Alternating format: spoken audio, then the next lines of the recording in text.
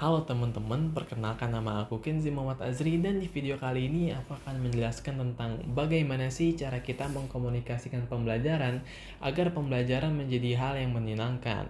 Pastinya banyak nih dari kita yang ngerasa kalau belajar itu nggak seru banget gitu, belajar itu nggak menyenangkan gitu, atau malah menganggap belajar itu adalah sebuah beban yang harus kita pikul dari SD 6 tahun, SMP 3 tahun, SMA 3 tahun, lalu mungkin kuliah pun bisa bertahun-tahun begitu. Nah, tentunya ada beberapa faktor yang membuat kita merasa pembelajaran adalah hal yang tidak menyenangkan. Nah, salah satunya adalah dari segi komunikasi. Kenapa komunikasi itu penting dalam pembelajaran? Karena dengan komunikasi kita dapat memberikan pandangan tentang makna dari pembelajaran itu sendiri. Kalau kita salah mengkomunikasikan, mungkin kita galak kalau lagi ngajar, itu kan membuat anak atau peserta didik itu merasa kalau apaan banget sih, ini kok gurunya begini, males dengerin, males masuk pelajaran dia.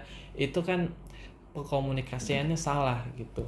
Harusnya kita mengajarkan murid dengan sabar, dengan baik, agar pesan yang ingin kita sampaikan atau ilmu yang ingin kita sampaikan itu tersampaikan dengan baik kepada para peserta didik gitu. Aku mau cerita sedikit. Jadi dulu orang tuaku itu suka banget nyuruh aku untuk belajar gitu. Dia menuntut aku agar bisa mendapatkan nilai yang bagus di semua mata pelajaran.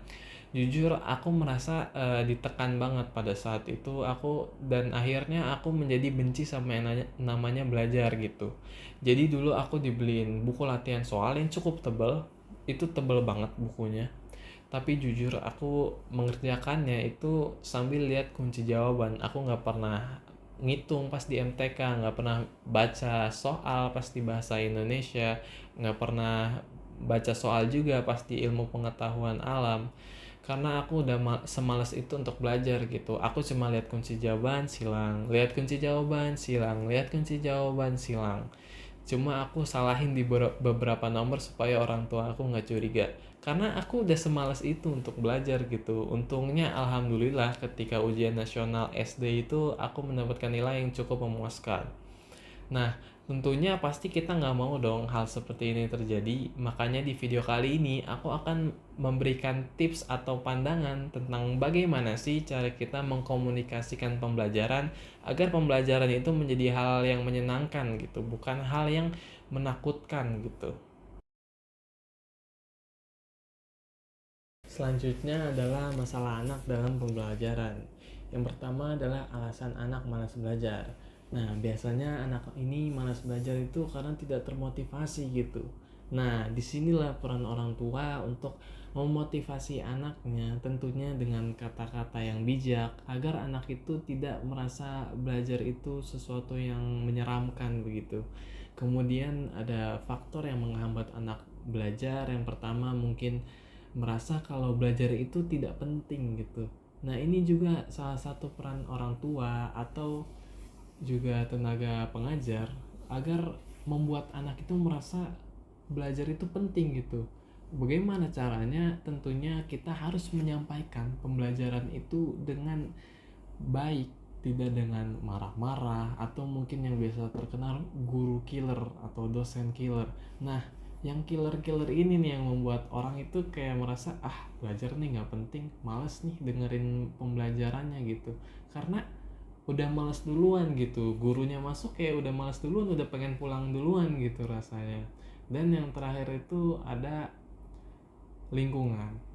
Kenapa lingkungan itu penting? Karena ketika kita berada di lingkungan yang anak-anaknya malas belajar, kita akan terbawa malas belajar. Tapi ketika kita berada di lingkungan yang isinya anak-anak rajin, anak-anak pintar, kita juga akan terbawa untuk rajin, untuk belajar, giat belajar, dan akhirnya menjadi anak yang pintar. Nah, kita masuk ke tips bagaimana sih biar kita itu ketika mengajar disukai sama anak. Nah, yang pertama itu kita beri pemahaman kalau belajar itu adalah sebuah hal yang penting. Tentunya kita mungkin bisa memberikan ilustrasi gimana nih kalau misalkan kita nggak belajar, kita kedepannya bagaimana kalau kita tidak belajar. Terus kalau kita belajar, apa yang bisa kita dapat ketika kita mempelajari hal tersebut. Kemudian yang kedua, mengenali minat anak. Tentu hal ini sangat-sangat penting dilakukan, karena kalau misalkan kita mau sebaik apapun mengkomunikasikannya, mau sejelas apapun kita menerangkan kepada anak, kalau misalkan anaknya nggak minat, ya nggak akan mudeng gitu. Misalkan orang minatnya ke IPS, kita mau jelasin sedemikian rupa tentang kimia, dia juga bakal pusing-pusing aja gitu pada akhirnya. Jadi pengenalan minat ini juga sangat penting. Bagaimana cara kita mengetahui minatnya? Tentu kita bisa mengkomunikasikan, kita bisa berdiskusi dengan anak ini agar anak itu terbuka gitu sama kita tentang apa sih yang dia mau sebenarnya.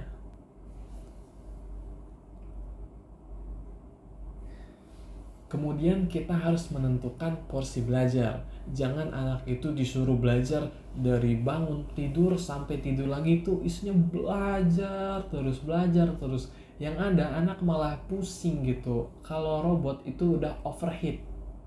Jadi kita harus menentukan porsi belajar yang baik untuk anak.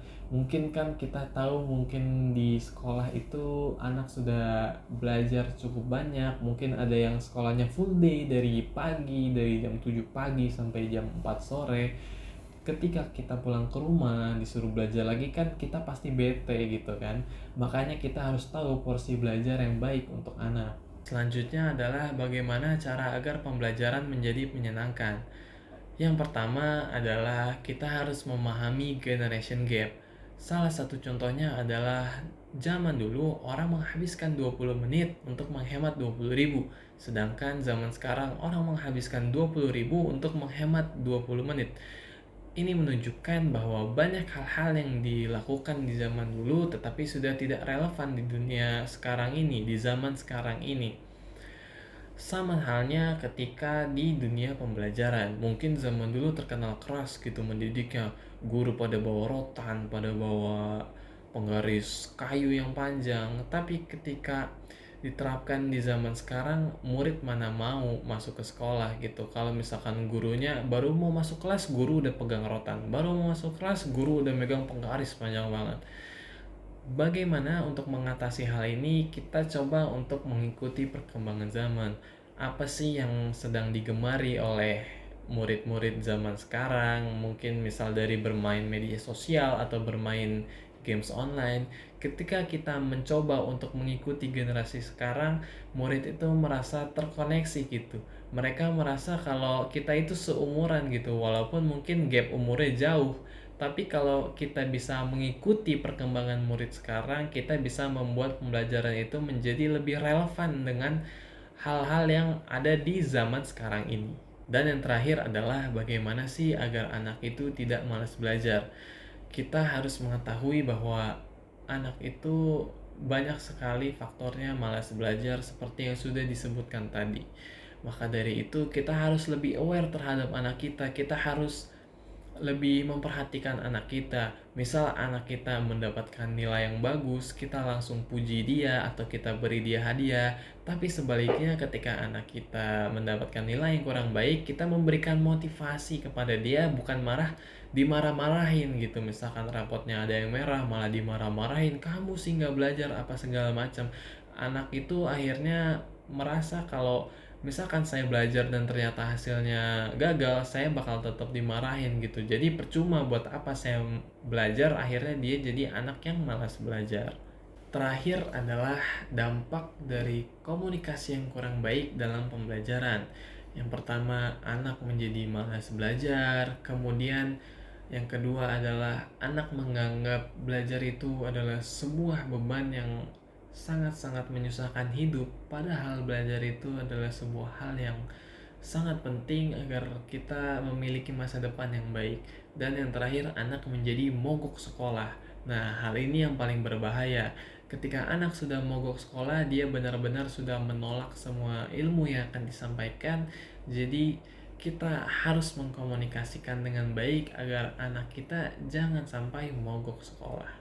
Jadi kesimpulannya adalah komunikasi itu sangat penting dalam pembelajaran.